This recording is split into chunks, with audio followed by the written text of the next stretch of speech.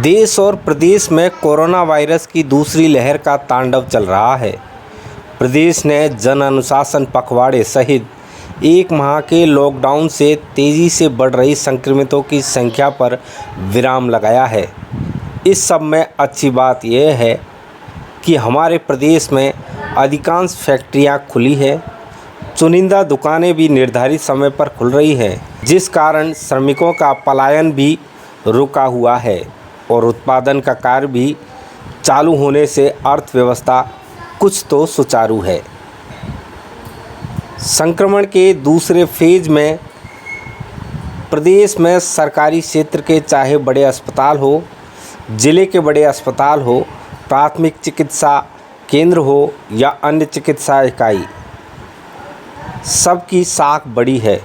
जयपुर के सबसे बड़े कोविड सेंटर RUHS और SMS हॉस्पिटल तथा इनसे जुड़े अस्पताल क्वारंटाइन सेंटरों की चर्चा करें तो राज्य में संक्रमित होने वाले किसी भी व्यक्ति की पहली प्राथमिकता सरकारी चिकित्सालय हो गए हैं। जयपुर के इन सरकारी चिकित्सालयों में बड़े धनाढ्य व्यक्ति या बड़े अधिकारी हो या अन्य सभी वे व्यक्ति जिन्हें इलाज का पैसा वापस मिल जाता है, वे सब इन्हीं जगह इलाज करा रहे हैं तथा मजबूरी में ही वे निजी अस्पतालों में जा रहे हैं। राज्य के सभी छोटे बड़े सरकारी अस्पतालों, क्वारंटाइन सेंटर, प्राथमिक केंद्रों में ऑक्सीजन, इंजेक्शन तथा दवाओं की पर्याप्त व्यवस्था है। मुख्यमंत्री अशोक गहलोत पहले ही कह चुके हैं कि सरकार इलाज में कोई कमी नहीं आने देगी और अपनी कथनी के अनुरूप उन्होंने कोरोना संक्रमण की पहली व दूसरी वेव के समय महंगे से महंगे इंजेक्शन सरकार की ओर से उपलब्ध करवाए हैं। राज्य में सरकारी स्तर पर टेस्टिंग की सुविधा विश्वसनीयता का रूप ले चुकी है। निजी अस्पतालों में हो रही कोरोना की रिपोर्ट से आदमी संतुष्ट नहीं हो रहा है, वह सरकारी रिपोर्ट को ही सही मान रहा है, क्योंकि कई निजी अस्पतालों की रिपोर्ट आदमी को सामान्य होने पर भी पॉजिटिव बता रही है, जबकि सरकारी रिपोर्ट को सटीक माना जा रहा है। वर्ष 2019 के नवंबर में प्रदेश में सरकार ने 2 वर्षों के लिए निरोगी राजस्थान को अपना मिशन बनाया था। तब कोरोना का दूर तक पता नहीं था, लेकिन तब से राजस्थान में सरकारी चिकित्सा सेवाओं को दुरुस्त करने का प्रयास चालू हो गया था। बाद में कोरोना वायरस के समय सेवाओं को ज़्यादा मजबूत करने का मौका मिला और इसी का ही प्रतिफल है राजस्थान में सभी सरकारी सेवाओं का कोरोना संक्रमण में लाभ उठाना चाह रहे हैं। राज्य के बाहर के राज्यों की स्थिति अलग है, वहाँ आदमी निजी अस्पतालों में जा रहा है, पर हमारे यहाँ सबकी पहली प्राथमिकता सरकारी चिकित्सालय और प्राथमिक स्वास्थ्य केंद्र हैं।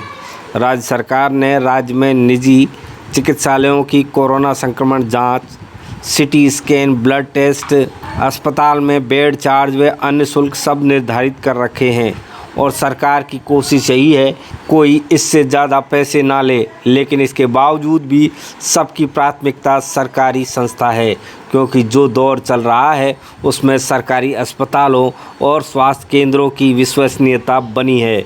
संक्रमित व्यक्ति और उसके परिजनों को पता है राजस्थान में सरकार ने बेहतर प्रबंध कर रखे हैं, ऑक्सीजन, दवाएं, इंजेक्शन की कोई कमी नहीं आने दी जाएगी। सरकार ने यहाँ अधिकांश सेवाएं निःशुल्क कर रखी है। सरकार निजी अस्पतालों को भी ऑक्सीजन, दवाएं, इंजेक्शन उपलब्ध करा रही है, लेकिन उसके बावजूद भी निजी अस्पताल कोरोना संक्रमण के समय अपने इलाज की विश्वसनीयता नहीं बना पा रहे हैं। लोगों को लग रहा है कि निजी अस्पताल उनकी हजामत बना देंगे, इलाज में कोताही बरतने की कोशिश करेंगे और सबसे बड़ी बात, वहाँ ऑक्सीजन की आपूर्ति लगातार बनी रहे, यह कहा नहीं जा सकता। तथा इन हालातों में निजी अस्पताल कब अपने हाथ खड़े कर दे, यह पता नहीं कि पिछले दिनों में कई अस्पतालों ने अपने यहाँ नोटिस लगा कर कह दिया था कि कुछ घंटे बाद वे ऑक्सीजन देने की स्थिति में नहीं है, इसलिए मरीजों को हटा दें। कुछ निजी अस्पताल के डॉक्टर, नर्सिंग स्टाफ विपरीत परिस्थितियों में भाग भी खड़े हुए। कोरोना संक्रमण की पहली फेज़ और दूसरी फेज़ में राज्य के सरकारी क्षेत्र के अस्पतालों के चिकित्सकों ने इलाज में अभिनव प्रयोग किए, जिनकी सर्वत्र प्रशंसा हुई। कई राज्यों ने उन्हें अपनाया। WHO ने भी कोरोना संक्रमण के पहले फेज़ में राजस्थान में उठाए गए चिकित्सा क्षेत्र के प्रयासों की सराहना की। आज भी दूसरे फेज़ में सरकारी अस्पतालों और प्राथमिक केंद्रों में दवाओं के साथ साथ मोटिवेशन और गर्म पानी काढ़ा का प्रयोग भी हो रहा है। यह निजी क्षेत्र के अस्पतालों में देखने को नहीं मिल रहा। वहाँ तो चिकित्सकों और नर्सिंग स्टाफ का ध्यान संक्रमित के बिल बढ़ाने पर है। महंगी से महंगी दवा, इंजेक्शन लगाए जा रहे हैं, जबकि WHO कह चुका है कि कोरोना के संक्रमित मरीजों पर दवा का प्रयोग सोच समझकर करें। कोरोना संक्रमण काल खत्म होने के बाद निश्चित तौर पर राज्य के सरकारी अस्पतालों, प्राथमिक स्वास्थ्य केंद्रों व अन्य चिकित्सा इकाइयों पर दबाव बढ़ जाएगा, क्योंकि तब भी आम आदमी निजी अस्पताल की तुलना में सरकारी अस्पताल को पसंद करेगा।